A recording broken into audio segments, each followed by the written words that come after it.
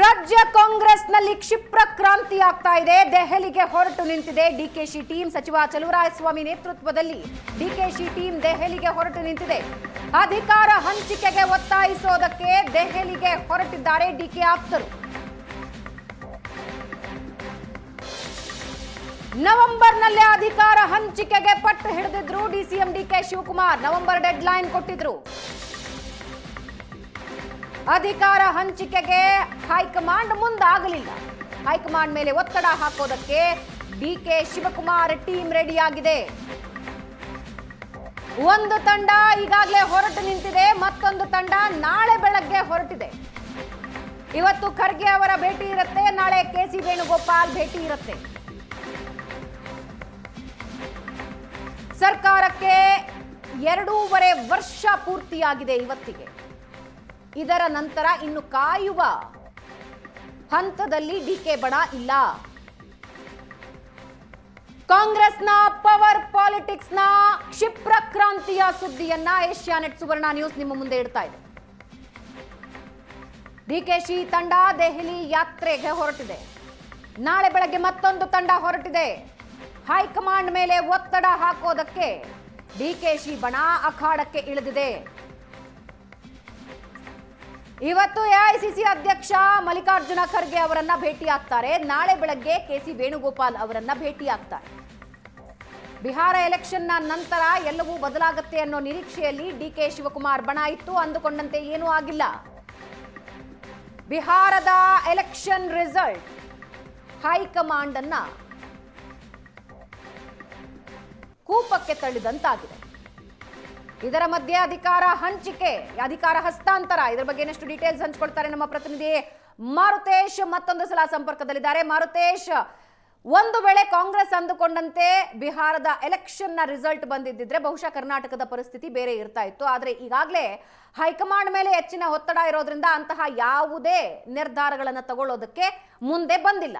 ಆದ್ರೆ ಈ ಬಾರಿ ಬಿಟ್ಕೊಡೋ ಹಂತದಲ್ಲೂ ಕೂಡ ಡಿಕೆ ಶಿವಕುಮಾರ್ ಇಲ್ಲ. ಇವತ್ತಾಗಿಲ್ಲ ಅಂದ್ರೆ ಮುಂದಾಗಲ್ಲ ಅನ್ನೋ ನಿರ್ಧಾರಕ್ಕೆ ಬಂದಂತಿದೆ. ಹೈಕಮಾಂಡ್ ಏನ್ ನಿರ್ಧಾರ ಮಾಡೋ ಸಾಧ್ಯತೆ ಇದೆ? ಸದ್ಯಕ್ಕೆ ಹೈಕಮಾಂಡ್ ನ ನಾಯಕರು ಏನ್ ಯೋಚನೆ ಮಾಡ್ತಾ ಇದ್ದಾರೆ? ಭಾವನಾ, ಹೈಕಮಾಂಡ್ ಹಂತದಲ್ಲಿ ಇರ್ತಕ್ಕಂಥದ್ದು ಎರಡೇ ಆಪ್ಷನ್. ಒಂದು, ಸಿದ್ದರಾಮಯ್ಯನವ್ರನ್ನ ಕನ್ವಿನ್ಸ್ ಮಾಡಬೇಕು, ಅಥವಾ ಡಿ ಕೆ ಶಿವಕುಮಾರ್ ಅವ್ರನ್ನ ಕನ್ವಿನ್ಸ್ ಮಾಡಬೇಕು. ಯಾರನ್ನ ಕನ್ವಿನ್ಸ್ ಮಾಡ್ತಾರೆ ಅನ್ನುವಂಥದ್ದನ್ನ ಹೈಕಮಾಂಡ್ ತೀರ್ಮಾನ ಮಾಡಬೇಕು. ಯಾಕಂದ್ರೆ ಇಬ್ಬರಲ್ಲಿ ಒಬ್ಬರು ಕನ್ವಿನ್ಸ್ ಆಗದೇ ಇದ್ರೆ ಈ ಕ್ರಾಂತಿ ಅಥವಾ ಈ ಬೆಳವಣಿಗೆಗಳು ತಣ್ಣಗಾಗುವ ಯಾವ ಲಕ್ಷಣಗಳು ಕಾಣಿಸ್ತಾ ಇಲ್ಲ. ಡಿ ಕೆ ಶಿವಕುಮಾರ್ ಇಷ್ಟು ದಿನ ಅವರ ಪರವಾಗಿ ಒಂದು ಶಾಸಕರನ್ನ ಕಳಿಸಿಯೋ ಅಥವಾ ಅವರ ಪರವಾಗಿ ಒಂದು ಶಾಸಕರ ತಂಡ ಹೋಗಿ ಹೈಕಮಾಂಡ್ನ ಭೇಟಿ ಮಾಡೋದೇ ಆಗಲಿ, ಒತ್ತಡ ಹಾಕೋದೇ ಆಗಲಿ, ಇಲ್ಲಿಯ ತನಕ ಮಾಡಿಲ್ಲ. ಈಗ ಮೊದಲ ಬಾರಿಗೆ ಅವರ ಪರವಾಗಿ ಒಂದು ತಂಡ ಹೋಗಿ ಹೈಕಮಾಂಡ್ ನಾಯಕರನ್ನ ಭೇಟಿಯಾಗಿ ಅವರಿಗೆ ಅವಕಾಶ ಮಾಡಿಕೊಡ್ಬೇಕು, ಅವರ ಪರವಾಗಿ ಒಂದು ಬ್ಯಾಟಿಂಗ್ ಮಾಡುವಂಥ ತಂಡ ಹೋಗ್ತಾ ಇದೆ ಅಂದಾಗ ಈಗ ಈ ಬೆಳವಣಿಗೆ ಬೇರೆ ಆಯಾಮವನ್ನು ಪಡೆದುಕೊಳ್ತಾ ಇದೆ ಅನ್ನೋದಂತೂ ಸ್ಪಷ್ಟ. ಈ ಬೆಳವಣಿಗೆಗಳು ಜಾಸ್ತಿ ಆದರೆ ಕಾಂಗ್ರೆಸ್ ಸರ್ಕಾರಕ್ಕೂ ದೊಡ್ಡ ಮಟ್ಟದ ಆತಂಕ ಇದೆ. ಸರ್ಕಾರ ಇರುತ್ತೋ ಇಲ್ಲವೋ ಅನ್ನುವ ರೀತಿಯ ತನಕ ಕೂಡ ಈ ಆತಂಕ ಮುಂದುವರಿಬಹುದು.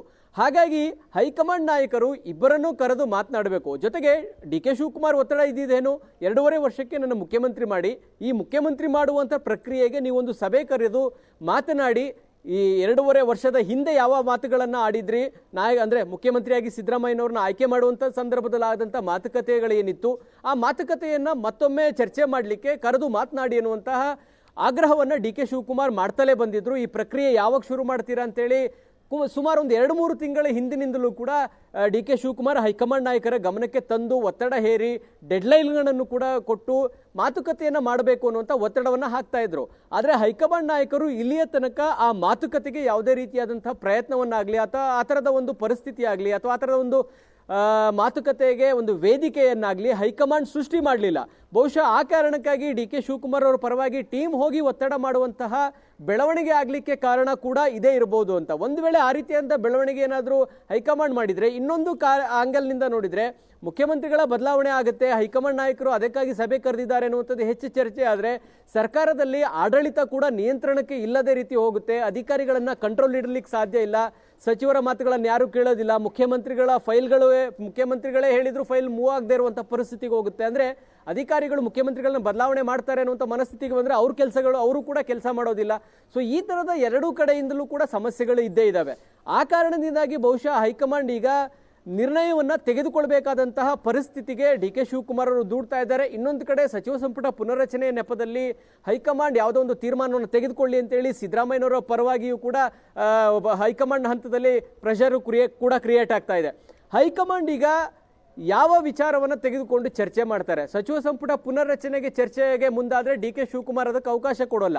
ನಾಯಕತ್ವದ ಬದಲಾವಣೆ ವಿಚಾರಕ್ಕೆ ಚರ್ಚೆಗೆ ತಗೊಂಡ್ರೆ ಈಗಾಗಲೇ ಕ್ಲಿಯರ್ ಆಗಿ ಮುಖ್ಯಮಂತ್ರಿಗಳು ಹೇಳಿದ್ದಾರೆ 2.5 ವರ್ಷಕ್ಕೆ ಸಚಿವ ಸಂಪುಟ ಪುನರ್ರಚನೆ ಆಗಬೇಕಂದ್ರೆ ಅವ್ರ ಸ್ಟ್ಯಾಂಡ್ ಕ್ಲಿಯರ್ ಇದೆ, ನಾಯಕತ್ವ ಬದಲಾವಣೆಗೆ ನಾನು ರೆಡಿ ಇಲ್ಲ, ಕೇವಲ ಸಚಿವ ಸಂಪುಟ ಪುನರ್ರಚನೆಗೆ ಮಾತ್ರ ಅಂತ. ಹೀಗಾಗಿ ಹೈಕಮಾಂಡ್ ನಾಯಕರು ಯಾರನ್ನ ಕನ್ವಿನ್ಸ್ ಮಾಡುವಂತ ಪ್ರಯತ್ನವನ್ನ ಮಾಡ್ತಾರೆ, ಅದು ಡಿ ಕೆ ಶಿವಕುಮಾರ ಅಥವಾ ಸಿದ್ದರಾಮಯ್ಯನ. ಈ ಎರಡು ಹೆಸರಿನಲ್ಲಿ ಯಾರನ್ನ ಕನ್ವಿನ್ಸ್ ಮಾಡಬೇಕು ಅನ್ನೋದ್ರ ಕಡೆಗೆ ಅಷ್ಟೇ ಹೈಕಮಾಂಡ್ ಗಮನ ಹರಿಸಬೇಕಾಗುತ್ತೆ. ಯಾರೂ ಕನ್ವಿನ್ಸ್ ಆಗಲಿಲ್ಲ ಅಂದರೆ ಮುಂದಾಗುವಂಥ ಬೆಳವಣಿಗೆಗಳನ್ನು ನಾವು ನಿರೀಕ್ಷೆ ಮಾಡೋದು ಸ್ವಲ್ಪ ಕಷ್ಟ ಅನ್ಸುತ್ತೆ. ಯಾಕಂದರೆ ಡಿ ಕೆ ಶಿವಕುಮಾರ್ ಅವರ ಪರವಾಗಿ ಈಗ ಒಂದು ಟೀಮ್ ಹೋಗಿರುವಂಥ ಬೆಳವಣಿಗೆಯನ್ನೇ ನೋಡಿದರೆ ನಾವು ಇದು ಕೂಡ ಆಗೋದಿಲ್ಲ ಅನ್ನುವಂತಹ ಭಾವನೆಯಲ್ಲೇ ಇದ್ವಿ. ಯಾಕಂದರೆ ಹೈಕಮಾಂಡ್ ಯಾವುದೇ ಸ್ಪಷ್ಟ ನಿರ್ದೇಶನಗಳನ್ನು ಇಬ್ಬರಿಗೂ ನೀಡಲಿಲ್ಲ, ಸಚಿವ ಸಂಪುಟ ಪುನರ್ರಚನೆಗೂ ಸೊಪ್ಪು ಹಾಕಿಲ್ಲ. ಡಿ ಕೆ ಶಿವಕುಮಾರ್ ಪರವಾಗಿ ರಾಹುಲ್ ಗಾಂಧಿ ಅವರು ಭೇಟಿ ಆಗದೆ ಇರೋದನ್ನು ನೋಡಿದ್ರೆ ಆ ಬೆಳವಣಿಗೆಗಳು ಇಲ್ಲ, ನವೆಂಬರ್ ಕ್ರಾಂತಿನೇ ಇಲ್ಲ, ಎಲ್ಲವೂ ಶಾಂತಿ ಅಂತ ಅಂದ್ಕೊಂಡಿದ್ವಿ. ಆದರೆ ಡಿ ಕೆ ಶಿವಕುಮಾರ್ ಪರವಾಗಿ ಈ ಟೀಮ್ ಹೋಗಿರುವಂಥ ಬೆಳವಣಿಗೆ ನೋಡಿದರೆ ಇದು ತಣ್ಣಗಾಗುವ ಲಕ್ಷಣಗಳು ಕಾಣಿಸ್ತಾ ಇಲ್ಲ. ಹೀಗಾಗಿ ಹೈಕಮಾಂಡ್ ಇದನ್ನ ಮಧ್ಯಪ್ರವೇಶ ಮಾಡಿ ಮಾತುಕತೆ ಮಾಡಲೇಬೇಕಾದಂಥ ಅನಿವಾರ್ಯ ಪರಿಸ್ಥಿತಿ ಈಗ ಸೃಷ್ಟಿಯಾದಂಗೆ ಕಾಣಿಸ್ತಾ ಇದೆ. ಭಾವನಾ, ವಾಪಸ್ ಬರ್ತೀನಿ ಮಾರುತೇಶ್.